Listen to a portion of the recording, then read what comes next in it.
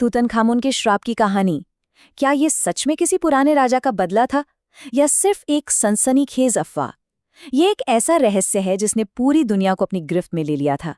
आज हम इसी नाटकीय कहानी की एक एक परत को खोलेंगे। जो कोई भी इस फेरो की शांति भंग करेगा, मौत तेज पंखों पर सवार होकर उस तक पहुंच जाएगी। कहते हैं ये वो मशहूर और अशुभ चेतावनी थी जो मकबरे पर लिखी मिली थी। और बस यहीं से उस रहस्य की शुरुआत होती है जिसने सबको अंदर तक दहला दिया। तो सवाल ये है कि इस श्राप का जन्म आखिर हुआ कैसे? कहानी शुरू होती है मकबरे की खोज से और उसकी साथ मिले पहले अशुभ संकेतों से। साल था 1923, जगह थी कायरा। तूतनखामुन की खुदाई को फन करने वाले लॉर्ड कार्नवान इनकी अचानक मौत हो जाती है। मकबरा खुलने के कुछ ही महीने बाद एक मामूली से कीड़े के काटने से हुए इन्फेक्शन ने उनकी जान ले ली। लेकिन ये सिर्फ एक मौत नहीं थी, इसके साथ कुछ ऐसी अजीब घटनाएं जुड़ी कि लोगों का शक यकीन में बदलने लगा। कहा जाता है जिस लम्हे कार्निवोर ने दम तोड़ा, ठीक उसी पल पूरे काहिरा शहर की बत्तियां गुल हो गईं। और तो और हजारों मील दूर इंग्लैंड में उनके पालतू कुत्ते ने भी अचानक ही दम तोड़ दिया। बस इन इत्तेफाकों ने श्राप की अफवाहों में जैसे आग ही लगा दी। पर असल में ये कहानी शुरू हुई थी कुछ महीने पहले, नवंबर 1922 में, जब आर्कियोलॉजिस्ट हावर्ड कार्टर ने वो खोज की जो उनकी जिंदगी की सबसे बड़ी खोज बनने वाली थी।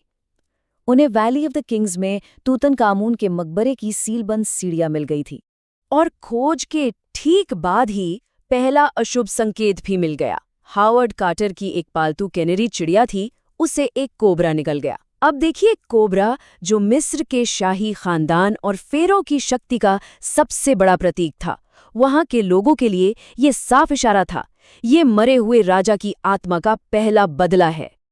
और फिर शुरू हुआ मौतों का एक ऐसा डरावना सिलसिला जिसने इस श्राप की कहानी को हमेशा के लिए अमर कर दिया। अगले सिर्फ 6 सालों में मकबरे की खोज से सीधे तौर पर जुड़े 22 लोगों की मौत हुई। 22! ये आंकड़ा ही अपने आप में सिहरन पैदा करने के लिए काफी था। ये सिलसिला लॉर्ड कार्नवान से शुरू हुआ और फिर बढ़ता ही चला गया। एक के बाद एक मकबरा देखने आए जॉर्ज जे गोल्ड की बुखार से मौत हो गई। प्रिंस अली कामेल फहमी को उनकी ही पत्नी ने गोली मार दी। जिसने मम्मी का एक्सरे किया वो सर आर्किबाल्ड डगलस रीड भी नहीं बचे। खुदाई टीम के खास सदस्य आर्थर मेसी और कार्टर के सेक्रेटरी रिचर्ड बेथेल की भी रहस्यमयी हालात में मौत हो गई। और मीडिया ने हर मौत को श्राप से जोड़कर सनसनी फैला दी।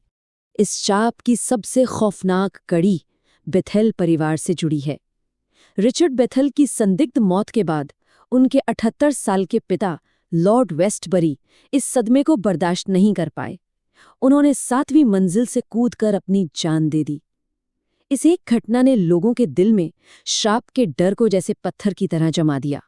और फिर सामने आया वो सबूत जिसने जैसे इस श्राप पर पक्की मोहर ही लगा दी। याद है लॉर्ड कार्नवान की मौत कैसे हुई थी? उनके बाएं गाल पर एक मच्छर के काटने से। जब वैज्ञानिकों ने तूतनखामुन की मम्मी की जांच की तो उनके होश ही उड़ गए। मम्मी के बाएं गाल पर ठीक उसी जगह पर एक घाव का निशान था। अब तक की कहानी जितनी डरावनी है उतनी ही रोमांचक भी। लेकिन हर कहानी के 2 पहलू होते हैं, तो अब वक्त है इस किंवदंती के धागे खोलने का और मिथक को सच की कसौटी पर कसने का। जरा सोचिए, क्या हो अगर ये पूरा का पूरा श्राप एक कहानी से ज्यादा कुछ हो ही नहीं। चलिए सबसे पहले उस मशहूर चेतावनी की बात करते हैं। मौत उसे अपने पंखों पर उठाकर ले जाएगी। सच तो ये है कि ऐसी कोई भी लाइन तूतनखामुन के मकबरे में कहीं भी लिखी भी नहीं मिली। ये सब एक पत्रकार की कल्पना की उपज थी जिसे खुदाई करने वाली टीम की रहस्यमयी चुप्पी ने और हवा दे दी। फिर हुई इसकी वैज्ञानिक पड़ताल। ब्रिटिश मेडिकल जर्नल ने एक स्टडी की। इसमें देखा गया कि मकबरे में जाने वाले 25 लोगों की औसत उम्र 70 साल थी जब उनकी मौत हुई। वहीं जो लोग उस दौर में मिस्र में तो थे पर मकबरे में नहीं गए, उनकी औसत उम्र 75 साल थी। मतलब कोई खास फर्क था ही नहीं। तो फिर उन अजीब इत्तेफाकों का क्या? काहिरा की बिजली? अरे 1920s के दशक में काहिरा में पावर कट्स होना बहुत ही आम बात थी। और लॉर्ड का कुत्ता, उसकी मौत घंटों बाद हुई थी, ठीक उसी पल नहीं। और जहां तक खुद लॉर्ड कार्नवान की बात है, वो पहले से ही बहुत बीमार रहते थे। उस जमाने में पेनिसिलिन तो थी नहीं, तो एक छोटा सा इन्फेक्शन भी मौत की सजा बन सकता था। और शायद इस श्राप की कहानी का सबसे बड़ा सबूत इसकी नाकामी है। जिन लोगों पर श्राप का सबसे पहला असर होना चाहिए था, वो तो सालों साल जिए। खुद हॉवर्ड कार्टर, जिसने मकबरा खोला, वो 16 साल और जिया। लॉर्ड कार्नरवॉन की बेटी, जो उनके साथ मकबरे में गई थी, वो 57 साल और जिंदा रहीं। और जिस डॉक्टर ने मम्मी का पूरा परीक्षण किया, वो 87 साल की उम्र तक जिए। तो अगर ये श्राप महज एक कहानी है, तो फिर इस बॉय किंग की असली कहानी क्या है? और यकीन मानिए, असली कहानी इस श्राप की कहानी से कहीं ज्यादा दर्दनाक और दिलचस्प है। तूतनखामुन की असली त्रासदी अलौकिक नहीं, बल्कि बायोलॉजिकल थी। पता चला है कि उसके माता-पिता सगे भाई-बहन थे। शाही खून को शुद्ध रखने के लिए पीढ़ियों से चले आ रहे इस इंसेस्ट की वजह से तूतनखामुन को कई गंभीर जेनेटिक बीमारियां विरासत में मिली थीं। उसकी छोटी सी जिंदगी दर्द से भरी हुई थी।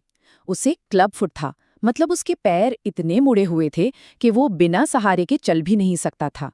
उसे हड्डियों की एक बहुत ही दर्दनाक बीमारी थी, कोलर्स डिजीज, और उसका इम्यून सिस्टम इतना कमजोर था कि उससे बार बार मलेरिया होता था। यही वजह है कि उसके मकबरे से 130 से ज्यादा चलने वाली छड़ियां मिली। और विडंबना देखिए, तूतनखामुन इतिहास का एक मामूली सा राजा था, इतना मामूली कि उसके बाद आए राजाओं ने उसका नाम तक मिटा दिया था। और इसी गुमनामी ने उसके अनमोल खजाने को 3000 सालों तक लुटेरों की नज़र से बचाए रखा। जब भी पत्रकार हॉवर्ड कार्टर को इस श्राप की याद दिलाते थे, तो उनका एक ही जवाब होता था, मैं अभी भी जिंदा हूं। तो श्राप एक कोरी कल्पना थी, लेकिन इस कल्पना ने जो शोहरत पैदा की, उसने एक भूले बिसरे बॉय किंग को हमेशा के लिए अमर बना दिया। हॉवर्ड कार्टर की वजह से तूतनखामुन को इतिहास में वो जगह मिली, जिसके बाद आज 3000 साल बाद भी तूतनखामुन खुद कह सकता है, मैं अभी भी जिंदा हूं।